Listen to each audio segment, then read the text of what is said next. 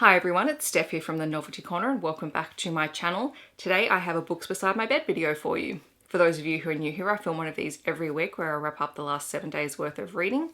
And for those who are very familiar with the series, welcome back. This is my reading week from the 4th until the 10th of October. I read a total of 6 books this week, including some picture books, an art book and some novels. I read a total of 1,339 pages. And my yearly reading total is up to 327 books. A lot of the books that I'm talking about this week are review copies that were sent to me. Some of them I'm going to talk about in more detail than others because their release dates vary. If I don't talk about them a lot, it's because there is a full review coming on my blog in the coming months. And also there is one full review video that is coming out this week. The first book that I read this week was The Secret Life of Stars by Lisa Harvey-Smith. This is the 2020 release from Thames and Hudson, Australia, and I was sent it for review. This is the book that I'm going to have a separate video for. It's actually coming out on Thursday, so stay tuned for that. But it is a non-fiction book all about the stars. And Lisa Harvey-Smith is an astrophysicist, and honestly, I had so much fun reading this book, so stay tuned for Thursday's video. Then I read Dog by Sean Tan. This is a children's picture book that has a 2020 release date from Allen and Unwin. It is actually a short story that was in one of Sean Tan's prior collections, Tales from the Inner City. It is a story told in verse and it is about the relationship between dogs and their owners. It is both heartwarming and sad and it's just absolutely gorgeous. It's told both in words and in pictures, and it is a stunning, stunning book. I will have a full review for this closer to the release date, but I did give it 5 out of 5 stars. I also read The Barnabus Project by the Fan Brothers. This is a 2020 release. I did receive it as a review copy from Allen and Unwin. It comes out, I think, later this month, and it is beautifully illustrated. I think I gave it 4 out of 5 stars overall. It is the story of Barnabus, who is a failed experiment. There is this company that is trying to create designer pets that are perfect. Barnabus is not perfect, so he's put on a shelf with all of the other imperfect experimental designs until one day they decide to break free, and it is absolutely beautiful. I also read The Stolen Prince of Cloudburst by Jacqueline Moriarty. This is book 3 in the Kingdoms and Empires series. It was a review copy sent to me from Allen and Unwin, and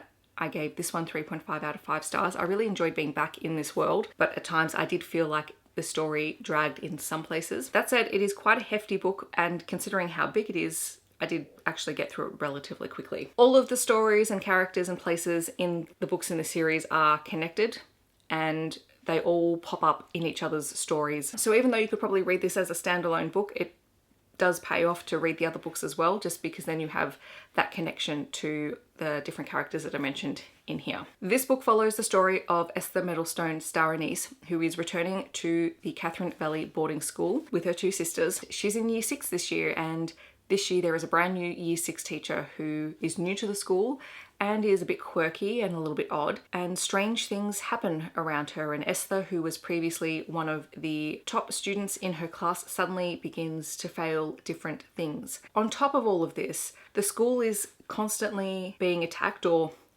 having attempted attacks on it by shadow mages who are after something. Esther takes on the responsibility of trying to stop these shadow mages. It is a really fun world, and I do love all the characters. It is very, very quirky and enjoyable, and I'm so glad I had the chance to revisit the series. What I will say though is that there are some trigger warnings in this book for bullying, and it's the bullying of a child by an adult.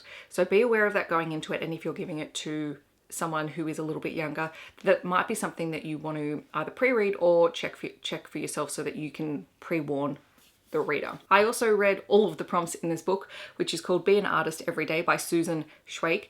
This was a review copy sent to me by Allen Unwin. I actually requested it way back at the start of the year, and there was a delay in the shipping of it, so I'm really pleased that it actually arrived. It is not a novel in the sense that you would read it from start to finish, but it is a series of 365 art prompts that you can complete each day. They're all really quick, easy things just to get out some creativity, and I really love that idea. And depending on what the prompt is, most of it only takes up a small part of the page, so it is really achievable even for those people who don't feel like they're artists. You have things like draw a self-portrait. Imagine it's raining outside, draw the pattern of raindrops on your window. There's one to draw a treasure map. There's a building with windows and you just have to fill in what you would see through those windows.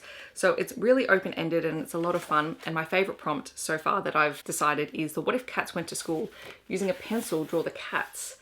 and you've got some tables and chairs. So it's really quirky, really fun. This would make a really fantastic gift for kids or for adults because I think this is very accessible to both. I'm looking forward to this, and I'll have a full review of this up on my blog very soon. And then finally, I read Tools of Engagement by Tessa Bailey. This is the third and final book in the Hot and Hammered series, which is a contemporary romance book that leans heavier on the steamy side, so be aware of that going into it. I actually gave this book 4.5 out of 5 stars. I think it might be my favourite one in the series, but generally speaking, when I have a contemporary romance book, I do like it when two characters don't necessarily get along at the start of the book, and Bethany and Wes in this book have a bit of banter going on. It is also an age gap romance. Wes is 23 and Bethany is 30. It is really about how Bethany breaks away from her family's business where she has worked as a house stager. I think she's the one who puts in all the furniture and the finishing touches when a house has been flipped. She really wants to be the person leading the house flips, not just staging them after they've been completed. And so she gets all of the permits and she finally works up the courage to tell her brother that she's off to do her own thing, and Wes offers to help her. Meanwhile, Wes is kind of obsessed with Bethany. He absolutely enjoys her company and he is very attracted to her despite the way that she rebuffs him. He is also an interesting character because he came to town to look after his 5-year-old niece after her mother needed a break. And so he's been raising this 5-year-old on his own, which is a really strange thing for him. As Wes and Bethany begin to work together on their own house flip, they become closer, they begin to understand each other a little bit more, and they begin to confide in each other. And of course, all of this is complicated when Bethany and her brother, who are both doing house flips at the same time, find themselves the subject of a reality TV show. So suddenly they've all got cameras in their faces. I really enjoyed it because I love the banter between Wes and Bethany. Tessa Bailey is the queen of dirty talk, so if that's your thing, it's definitely in here. But I also really liked the way that Wes's relationship with his niece was handled and how Bethany fit into that relationship because it wasn't easy at first. The other thing that I really liked is how Bethany is this character who puts on this air of perfection and wants people to believe that she's got her whole life sorted, when really she is falling to pieces inside because she's so anxious that people are going to judge her. And Wes is the person who sees through that and breaks down some of those walls, and we begin to see Bethany ease up